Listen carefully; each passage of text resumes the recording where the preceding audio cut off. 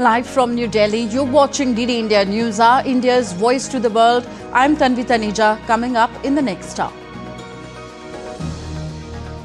Major diplomatic win for India as Tianjin SCO Declaration strongly condemns Pahalgam terror attack, echoes Prime Minister Modi's consistent message, double standards unacceptable in war against terror. Prime Minister Modi holds bilateral talks with Russian President Vladimir Putin on the sidelines of the SCO meet, urges peaceful resolution of the Ukraine conflict, discusses cooperation in various sectors. Prime Minister Modi returns home after a productive two-nation visit to Japan and China.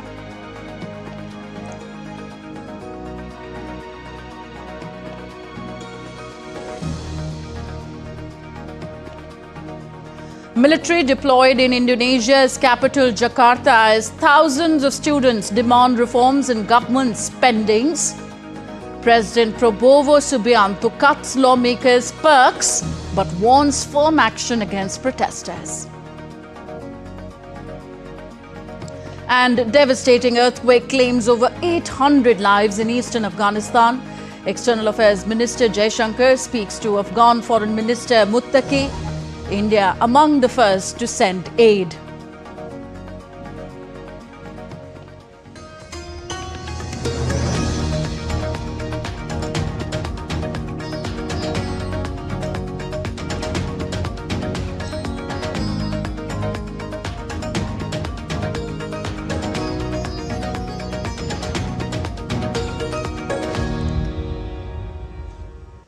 Prime Minister Modi has returned home after his successful visits to China and Japan. Prime Minister Modi flew in from Tianjin in China, where he took part in the Shanghai Cooperation Organization SCO summit.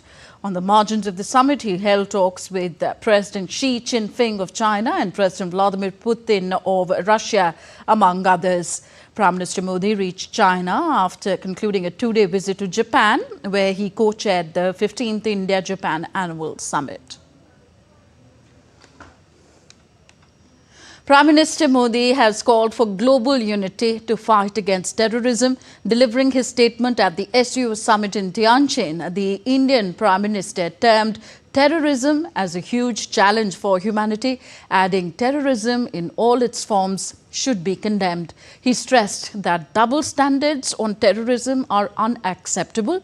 In what is being seen as a major diplomatic success for India, the Tianjin Declaration echoed Prime Minister Modi's message on terrorism. The Shanghai Cooperation Organization, at its 25th summit in Tianjin, strongly condemned the terrorist attack in Pahalgam, Jammu and Kashmir, demanding that those responsible be held accountable. The Tianjin Declaration emphasized on zero-tolerance policy towards terrorism without any double standards.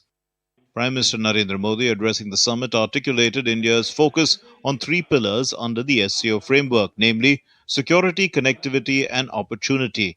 PM Modi stressed on the importance of coordinated action against terrorism, including terror financing and radicalization, and expressed gratitude for the solidarity shown by member states following the Pahalgam attack.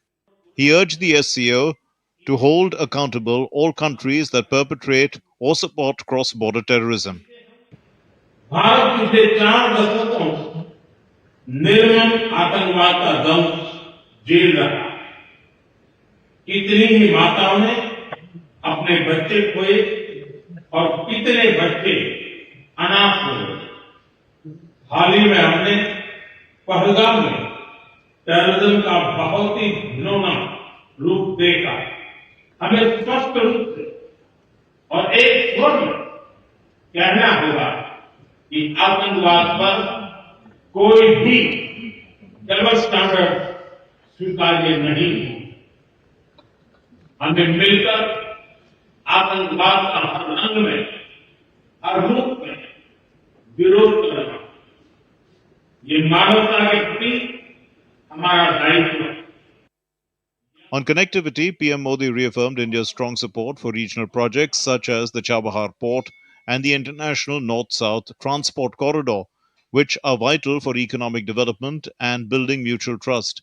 He also proposed launching a civilizational dialogue forum to foster greater people-to-people ties and cultural understanding among SCO members.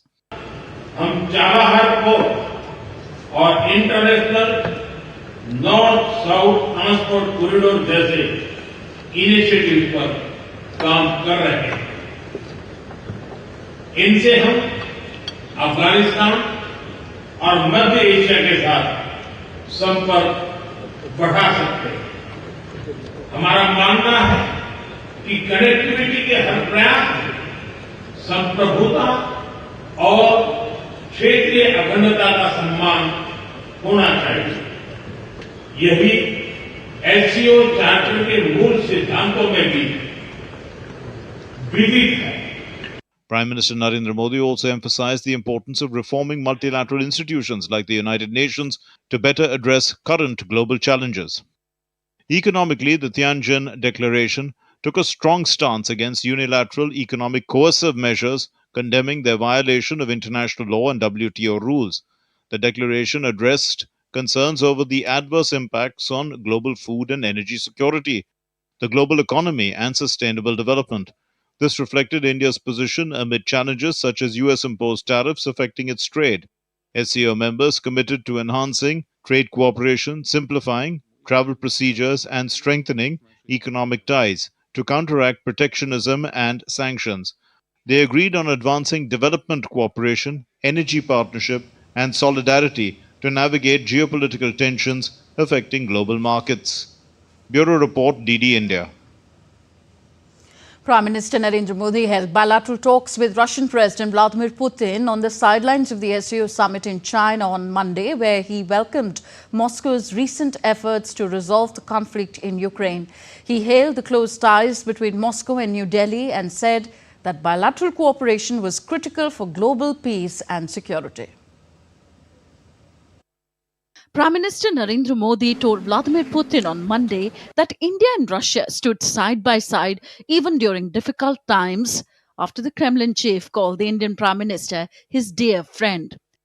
At the bilateral meeting on the sidelines of the SCO summit, Prime Minister Modi emphasized the significance of their special and privileged strategic partnership. He also looked forward to hosting President Putin for the 23rd annual India-Russia summit in December. इस वर्ष दिसंबर में हमारी 23वीं summit के लिए 140 करोड़ भारतीय उत्सुकता पूर्वक आपका इंतजार कर रहे हैं। एक्सेलेंसी, ये हमारी special and privilege strategic partnership की गहराई और व्यापकता का परिचायक है। कठिन से कठिन परिस्थितियों में भी भारत और रूस हमेशा कंधे से कंधा मिलाकर चले हैं। हमारा करीबी सहयोग न केवल दोनों देशों के लोगों के लिए बल्कि वैश्विक शांति, स्थिरता और समृद्धि के लिए महत्वपूर्ण है। President Putin, in his remarks, said Russia and India have maintained special, friendly, and trusting relations for decades, adding that they form the foundation for their continued partnership. We have developed cooperation at various levels. Trade and economic cooperation overall shows positive momentum. Tourist exchanges are developing. We closely coordinate our efforts on international stage. Развивается туристический обмен. Prime Minister Modi also welcomed the recent efforts aimed at ending the crisis in Ukraine, hoping for lasting peace at the earliest. Ukraine में चल रहे संघर्ष के विषय में हम लगातार चर्चा करते रहे हैं।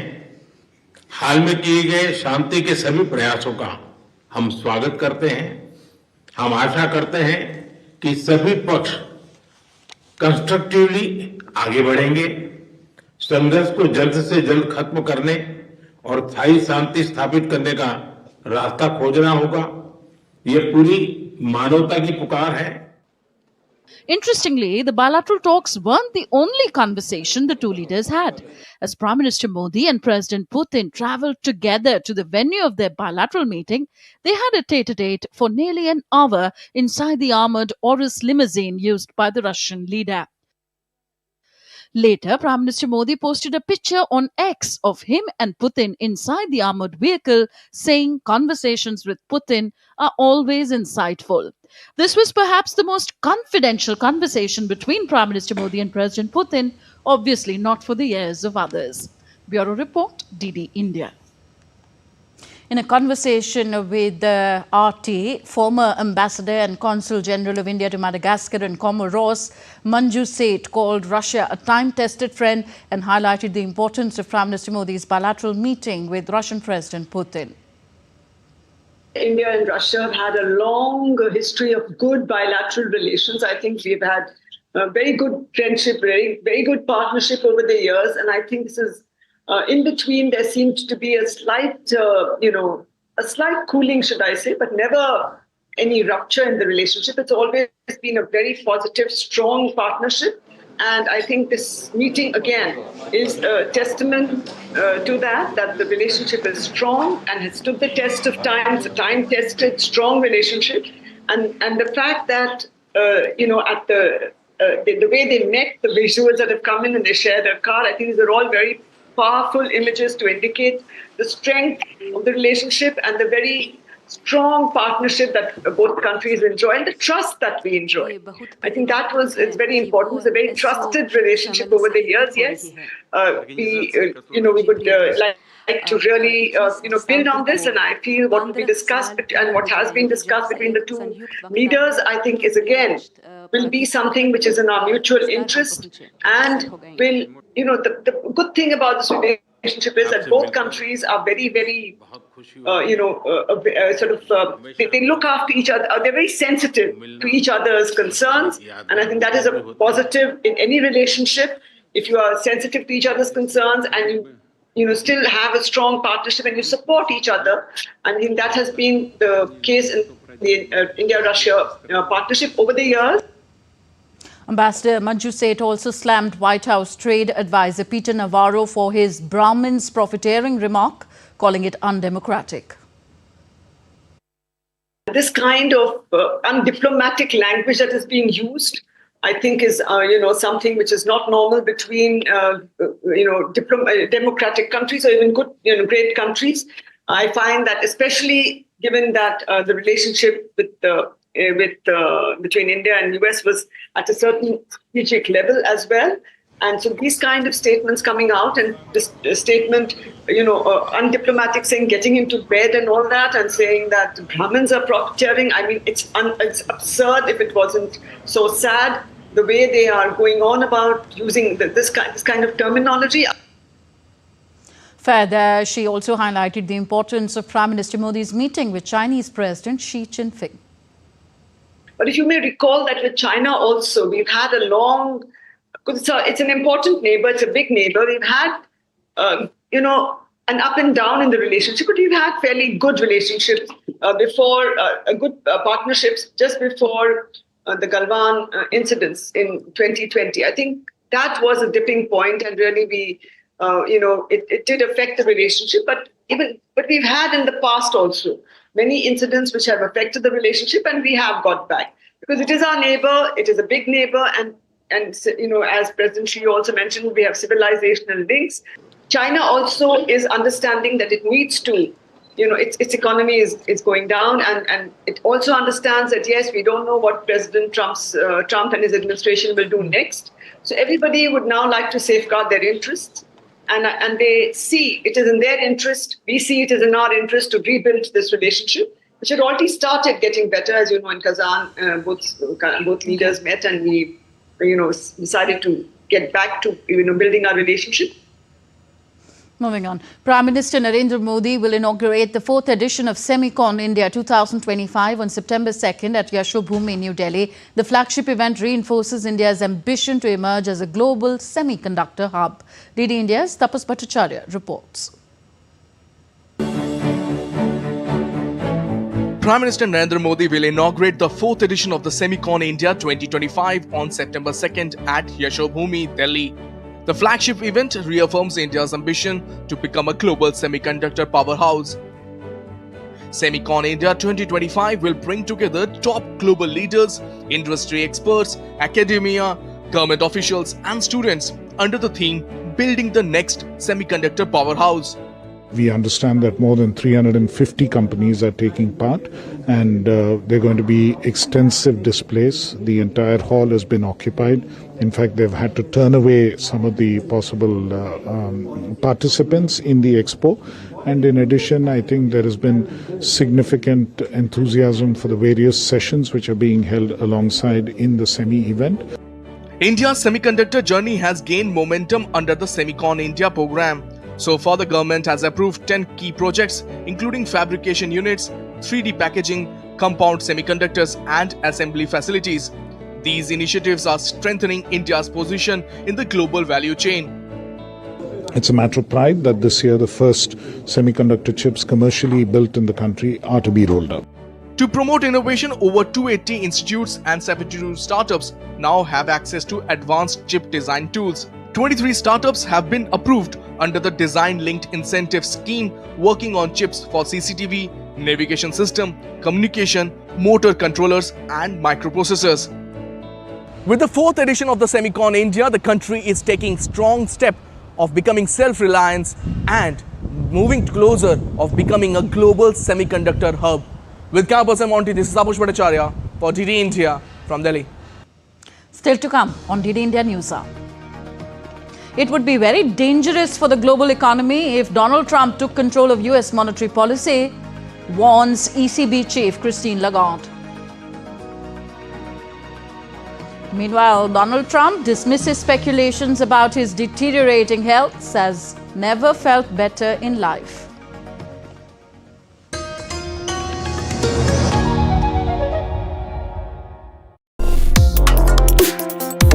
Complex issues, hidden agendas, twists and turns, strategic games.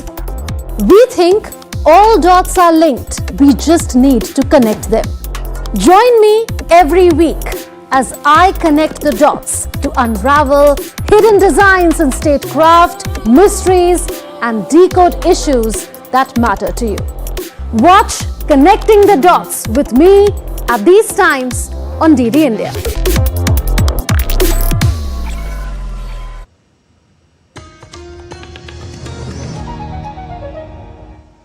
You're watching DD India NewsHour. I am Tanvi Taneja. European Central Bank Chief Christine Lagarde said on Monday that it would be very dangerous for the US economy and the global economy if US President Donald Trump took control of the US monetary policy.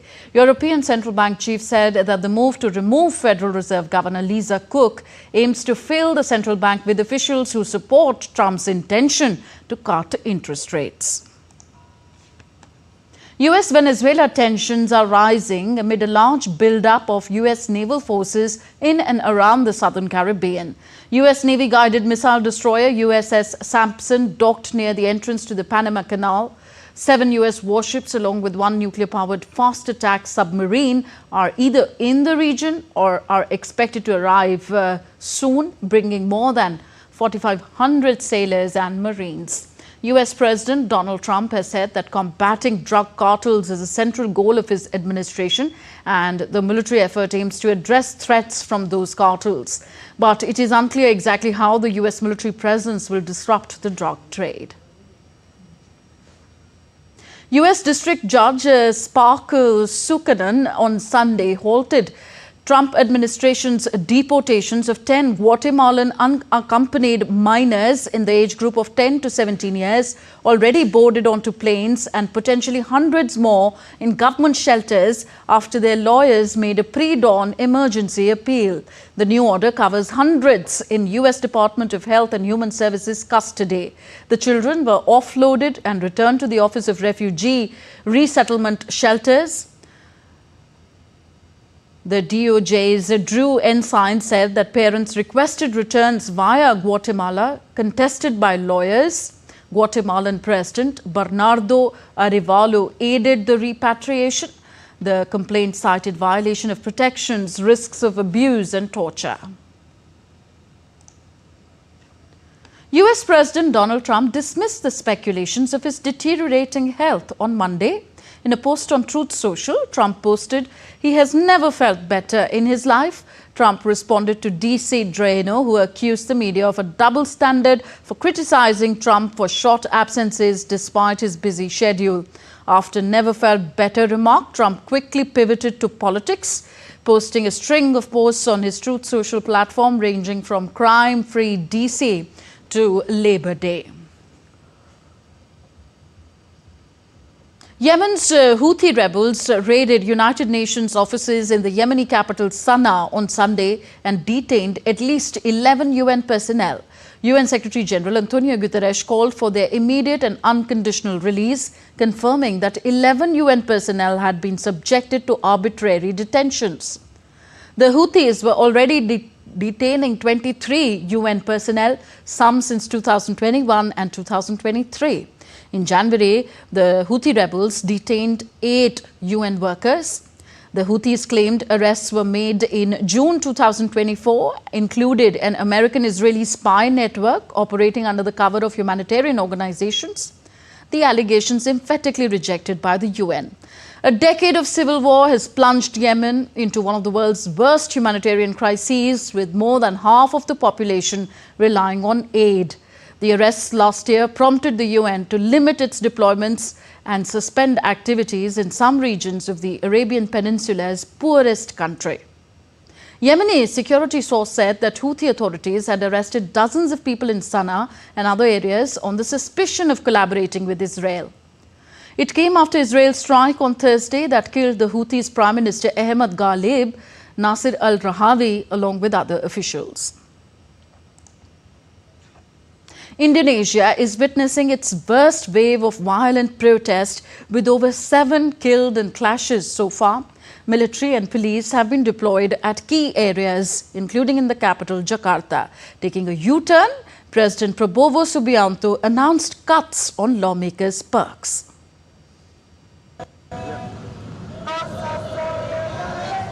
Thousands of Indonesians took to the streets on Monday in a nationwide protest, angry over lavish perks for lawmakers. In Jakarta, at least 500 demonstrators gathered outside the parliament. The protests, which began last week, were triggered after reports revealed that 580 parliamentarians received a monthly housing allowance of $3,000 in addition to their salaries. The allowance is almost 10 times the Jakarta minimum wage and about 20 times the average monthly minimum wage in poor areas of the country. While demonstrations started peacefully, tensions escalated on Thursday when an armed police vehicle struck and it killed a motorcycle taxi driver.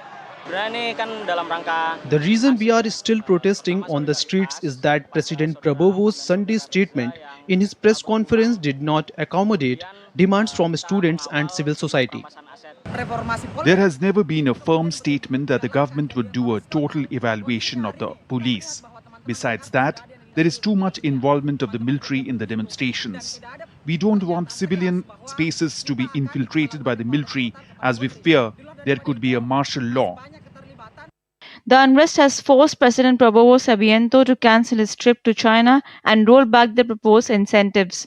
On Sunday, he announced that political parties had agreed to reduce the perks, but at the same time ordered strict actions against Reuters after homes of political leaders, including the finance minister, were looted and state buildings were set ablaze. We cannot deny that there are signs of actions outside the law, even against the law, even leaning towards creation and terrorism. I instruct National Police and Indonesian military to take strenuous action against the destruction of public facilities, looting of private houses and economic centers based on applicable laws. Hundreds of soldiers have been deployed now at key locations in Jakarta, including the Presidential Palace and the National Monument. Schools and universities in the capital have shifted to online classes, while civil servants have been asked to work from home. Mounting frustrations over economic hardship and controversial policies is fueling the anger, posing the most serious challenge yet to President Subianto since taking office last October. With agency inputs, Tripti Tripathi report for DD India. North Korean leader Kim Jong-un visited a new missile production line on Sunday, inspecting its manufacturing automation process, state media KCNA reported Monday. The visit occurs ahead of his planned trip to Beijing for a military parade with Chinese President Xi Jinping and Russian President Vladimir Putin. Despite stringent international sanctions over North Korea's nuclear weapons and ballistic missiles, developed in defiance of the UN Security Council resolutions. Experts and officials say that these measures have diminished due to the increasing economic, military and political backing from Russia and China. Kim emphasized that the modernized process would enhance major missile units' combat readiness. North Korea has provided soldiers, artillery and ammunition and missiles to Russia for its Ukraine conflict.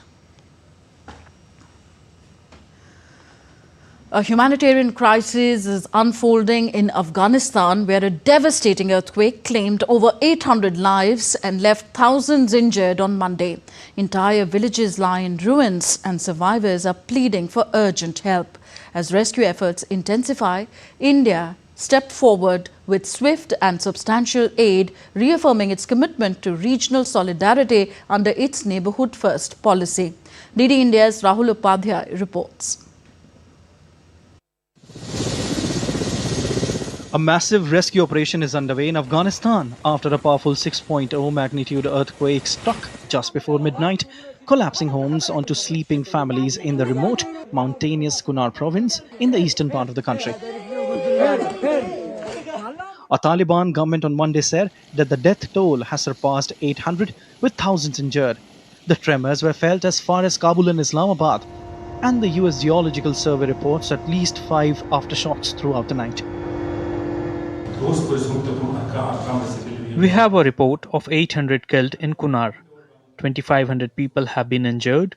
The affected areas are Nurgal district, Swakya district, Batapur district, Manogi district, Shapadar district and other regions. The team have reached the Mazadar village in Nurgal district, but the details of rescue operation have not been shared with us yet. They could increase the toll. In the aftermath, scenes of devastation are emerging from villages like Mazar Dana in Nurgal district. Survivors, many of them children and elderly, remain trapped beneath the rubble.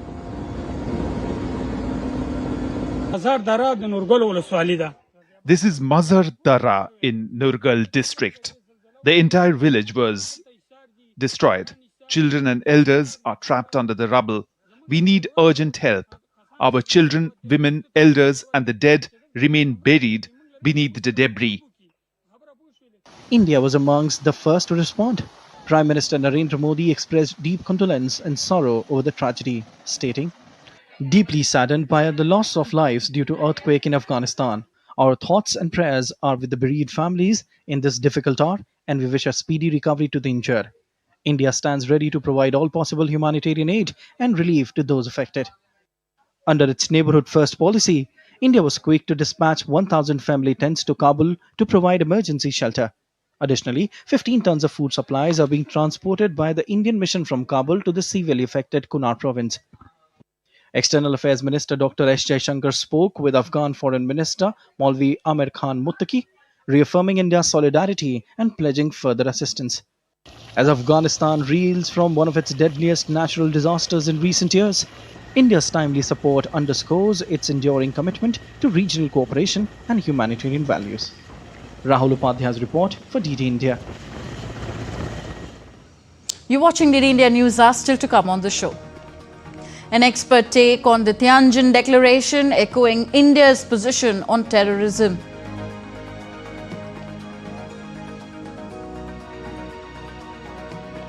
India's Home Minister Amit Shah reviews security situation in Jammu and Kashmir, assures full support in managing natural calamities. And Guyana votes in the high-stakes elections to decide who manages the country's vast new oil wealth.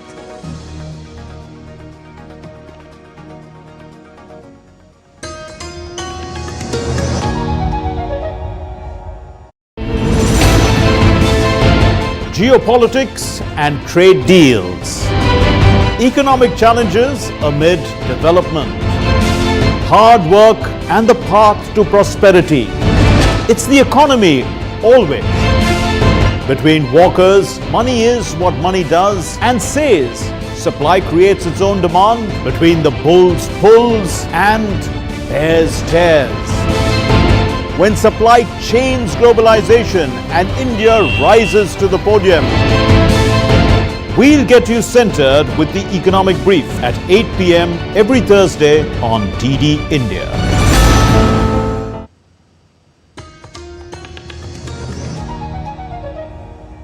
Welcome back. You're watching DD India NewsHour. I am Tanvi Taneja. Now, weather updates from across the country. Jammu and Kashmir is in the grip of incessant rain, causing landslides in hilly areas. All schools in the Jammu division will remain shut on 2nd of September in the wake of adverse weather advisory on Monday. The Met Department has forecast generally cloudy weather on September 2nd and 3rd, with 1 or 2 spells of light to moderate rain, thunder at many places, with the possibility of heavy to very heavy rains over Kathua, Jammu, Udhampur and Riyasi districts. Moderate to very heavy rainfall is expected in Doda, Ramban, Rajouri, Poonch, Kishtawar, Samba, Anantnag and Kulgam. The Jammu-Srinagar highway was again closed for traffic. North Indian state of Punjab is in the grip of flood fury that has claimed 29 lives and 3 people are missing since August 1st till date. The floods have affected more than 94,000 hectares of crop area in the state. Prime Minister Modi has spoken to Punjab Chief Minister Bhagwant Mann a short while ago and assured all help in dealing with the flood situation. And let's now connect to Dibendu Mondal on the story. Dibendu, we've just told our viewers that Prime Minister Modi has spoken to Punjab Chief Minister Bhagwant Mann. What are the details coming out of this conversation? Well, Tanvi, northern part of India is gripping under heavy to very heavy rainfall over the last couple of weeks. This has led to incessant flooding in both the hilly regions as well as the plains of Punjab. And, Prime Minister Narendra Modi was in his visit for 2 nations, including Japan as well as China. He also attended the SCO summit and he has returned back to India just a couple of hours back. And as soon as he landed in Delhi, he spoke to the Chief Minister of Punjab, Bhagwant Mann, taking stock of the situation in Punjab. Remember, because the 3 rivers of Satluj, Beas and Ravi are overflowing with incessant rainfall in the upper reaches of northern India, and therefore these rivers are flowing way above the danger mark, and which has led to flooding in over 1,000 villages in Punjab, where standing crops of over 3 lakh acres of land have been destroyed. There are reports of about 29 people having lost their lives to this flood. There are multiple villages that has been evacuated by the SDRF and the NDRF team that are stationed on ground in Punjab.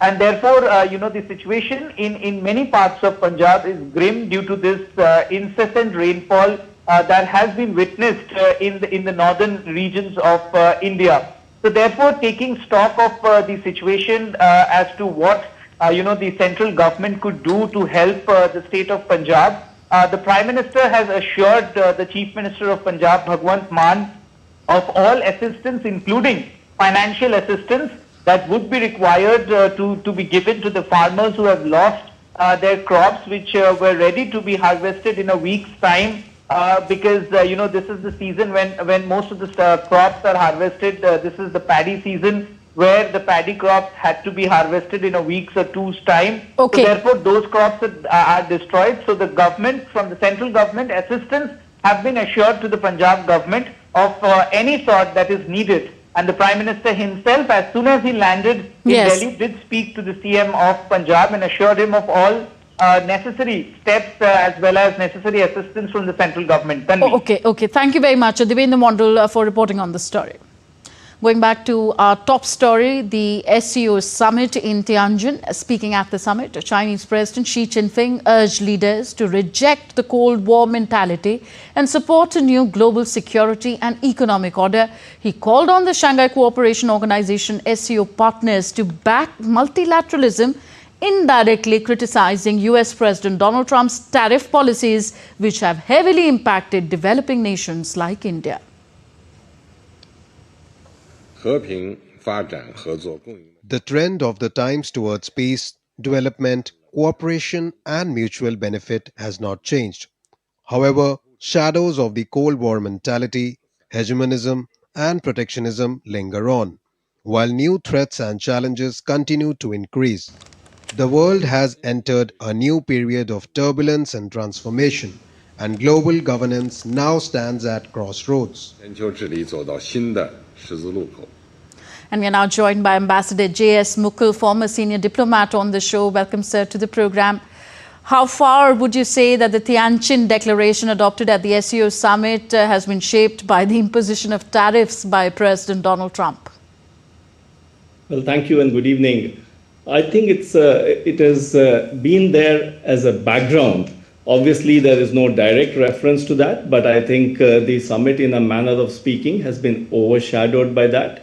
And from that perspective, I think a clear message has been sent by the SCO summit in Tianjin that the big three, if I can put it like that, China, India, and Russia, were on the same page on a large number of issues, a kind of a strategic hedge against the US pressure and the sanctions that have been imposed, particularly on India. Now, this, as I said, is not specifically mentioned. US was obviously not referred to directly, but the message, I think, is clear. Also, a kind of a strategic pivot that Russia, India, China are ready to tread their own path in the economic field in the backdrop of the US sanctions. So yes, from the Indian perspective, I think we can take a lot of satisfaction from this summit, from a number of aspects of this summit,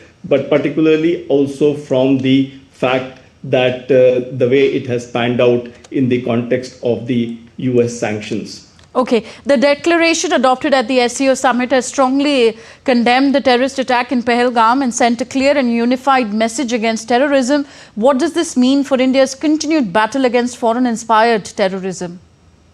I think that is a great achievement. The Prime Minister had spelled out very clearly in his statement the three aspects of security, connectivity, and opportunities. And in security, he had focused pointedly, not just at this time, but we have consistently been focusing in the aftermath, particularly in the aftermath of the Pahalgam terror attack, on the need for condemning terrorism. And I think we can take a lot of satisfaction from the Tianjin joint declaration that has condemned the attack on 22nd of April, that has all our major issues with regard to terrorism have been reflected in the joint commission, the joint declaration, with regard to double standards, with regard to cross-border terrorism, with regard to states not sponsoring terrorists, extremists, and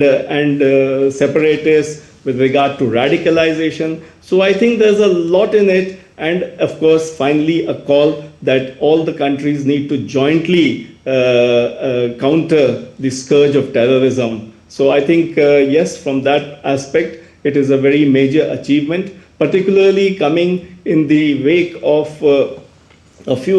some SCO meetings in the recent past, where there had been difficulties in crafting the language on terrorism. But I think on this occasion, all the countries have rallied together, and there is a very strong message going out against terrorism. Okay, the SCO members committed to increasing cooperation in trade, simplifying travel procedures, and strengthening economic ties to counteract protectionism and sanctions. What would this imply in practical terms, and how much headway is the grouping likely to make in these areas? I think it is an important political message that goes out. Many of these are done at the level of the bilaterals, some at the level of SCO itself, because SCO has now become a very large organization. It has 10 member countries. But just to take an example, with regard to India, China, we have started the Kailash Mansarovar Yatra has been resumed. The direct flights are being resumed. Tourist visas have been restored. And there is a mention of facilitating other types of visas. There is on the trade side, it has been made clear, of course, with the required caution on the border issues between India and China. But there also there has been, both sides have expressed in the bilateral satisfaction at the momentum that has been gathered after the Kazan meeting between the leaders of India and China on the sidelines of the BRICS summit in Kazan in October 2024.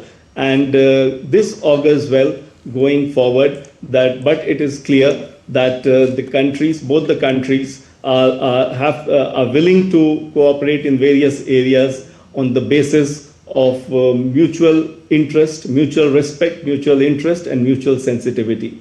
Yes, the SCO members have agreed on advancing development cooperation, energy partnership, and solidarity to navigate geopolitical tensions affecting the global markets. So what specific steps will be required for achieving these goals?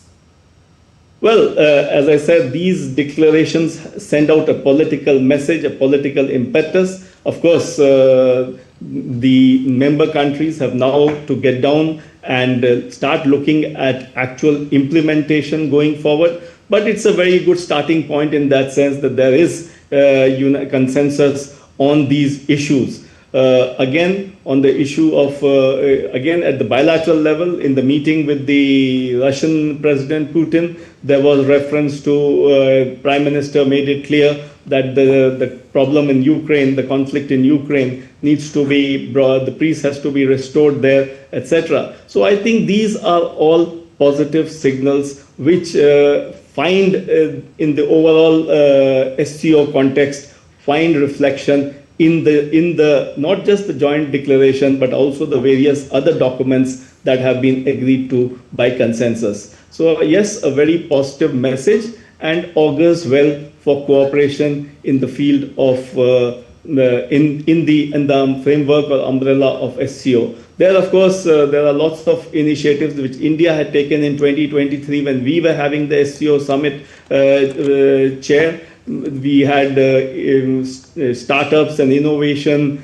the Buddhist heritage idea of preserving the Buddhist heritage and promoting that, and so many others. At this particular summit, Prime Minister has put forward the idea of civilizational dialogue forum, a civilizational dialogue forum, which will help to showcase the civilizational aspects of the globally, in terms of the arts, the literature, and various other aspects related to that. So again, I think very, very, very good opportunity to put forward India's own vision and policy with regard to the SCO. Okay, Ambassador Mukul, finally, what would you say has been the most important outcome of the SCO summit?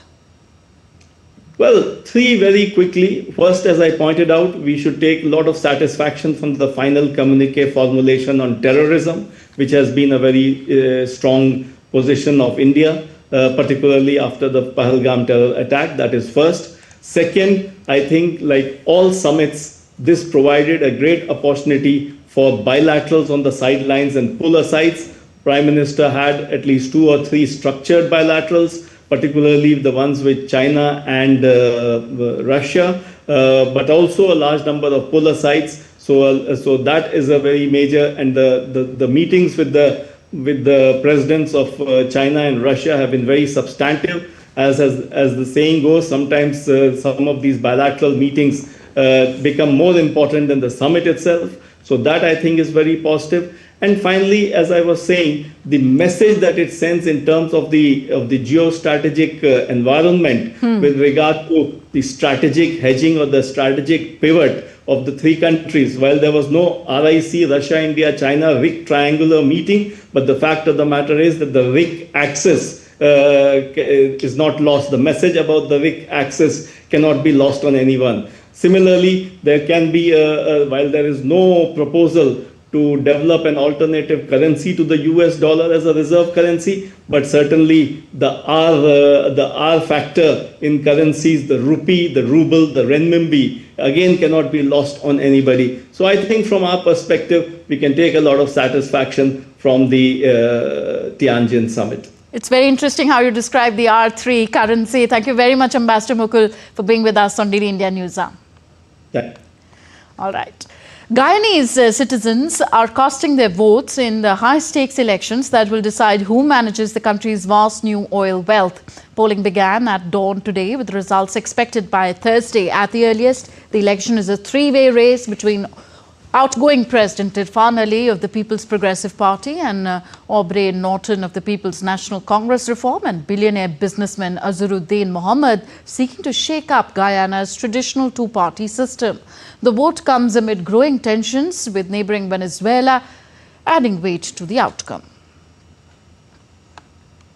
On to India's north now. Home Minister Amit Shah reviewed the security scenario of Jammu and Kashmir in a meeting held in Jammu on Monday.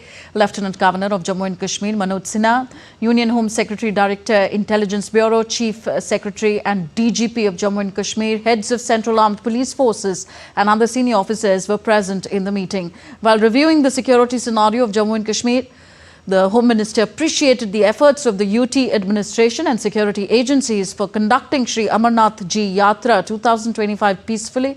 He emphasized on zero-tolerance policy against terrorism under the leadership of Prime Minister Narendra Modi. He instructed all security agencies to remain alert and operate in a coordinated manner to eliminate terrorism in Jammu and Kashmir. The Home Minister appreciated the pivotal role played by all the security forces in relief and rescue work in the recent flash floods of J&K, which helped in saving many lives. Further, he assured full support of the Central Armed Police Forces in managing the natural calamities in J&K. Earlier in the day, the Home Minister inspected the flood and landslide and rain-affected areas of Jammu Division and took stock of the damages caused by the natural calamity. The Union Home Minister also met the flood-affected people in Manguchak village, Jammu region. The minister also inspected the Tavi bridge at Bikram Chowk, the Shiv temple and homes damaged by the recent floods in Jammu. Next, let's take a look at other stories making news in India. India Post Payments Bank emerges as the most accessible and trusted bank in 8 years. It has enrolled over 12 crore customers and facilitated billions of digital transactions, delivering banking services right to the people's doorsteps. According to the Ministry of Communications, India Post has become one of the world's largest financial inclusion initiatives, offering affordable, accessible and trusted banking for all. The Indian non-profit Foundation to Educate Girls Globally, widely known as Educate Girls, has been named a 2025 Ramon Magsaysay Awardee. This makes it the first Indian organization to receive this prestigious honor, often called Asia's Nobel Prize. Founded in 2007, the organization focuses on improving girls' education in rural and undeserved communities. Union Minister of Education Dharmendra Pradhan addressed the 65th Foundation Day of NCERT in New Delhi on Monday. During his address, the minister highlighted the significance of integration of digitalization and introduction of artificial intelligence in education system. The minister also launched PM eVidya mobile application, Diksha 2.0 and various other initiatives. Pakistan-based organization Defense of Human Rights report has flagged the Pakistan Army's human rights record as a matter of grave concern for rights groups and bodies globally. According to the report, the Pakistani Army is accused of carrying out unlawful killings, extrajudicial executions, enforced disappearances and widespread torture across provinces. The report highlights 2,332 cases of disappearances last year. The UN Working Group on Enforced and Involuntary Disappearances 2024 report noted a 27% rise in such cases, with 934 pending cases. In February 2024, PANK, the Baloch National Movement's human rights wing, recorded over 50 cases of concern. These include 28 cases of torture, 5 extrajudicial killings and 33 enforced disappearances in Balochistan province of Pakistan. Similar cases have also been recorded in the provinces of Sindh, Punjab and Khyber Pakhtunkhwa.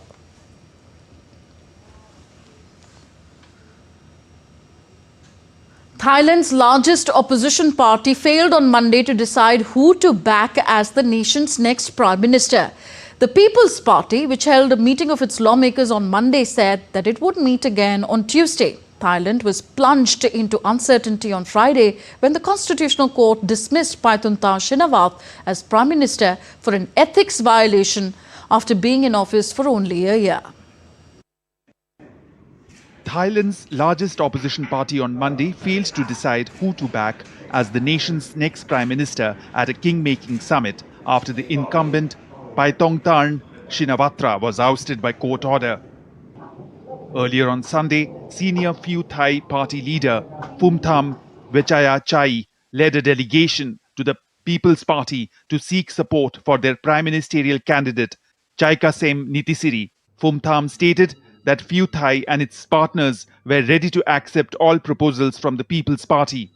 Thailand was plunged into uncertainty on Friday when the Constitutional Court dismissed Shinawatra as Prime Minister after it found she had breached ethical standards during a border row with Cambodia. The court's order came following a leaked phone call between her and former Cambodian Prime Minister Hun Sen. Shinawatra became the fifth premier in 17 years to be removed by the Constitutional Court. Political analysts believe dismissal of Shinawatra has reinforced a cycle of instability in Thailand. I think that the struggle for all parties to form the government and seeking alliance reflects the reality in Thai politics and maybe for around the world that there's no eternal friends or perpetual foes in politics. There can be dealing and deal breakers all the times.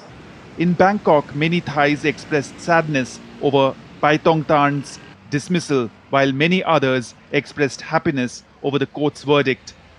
I am glad because ever since she became Prime Minister, nothing has improved. The economy is in bad state, money is hard to come by and many. My concern is that the next government may be outdated and not keeping pace with the modern world.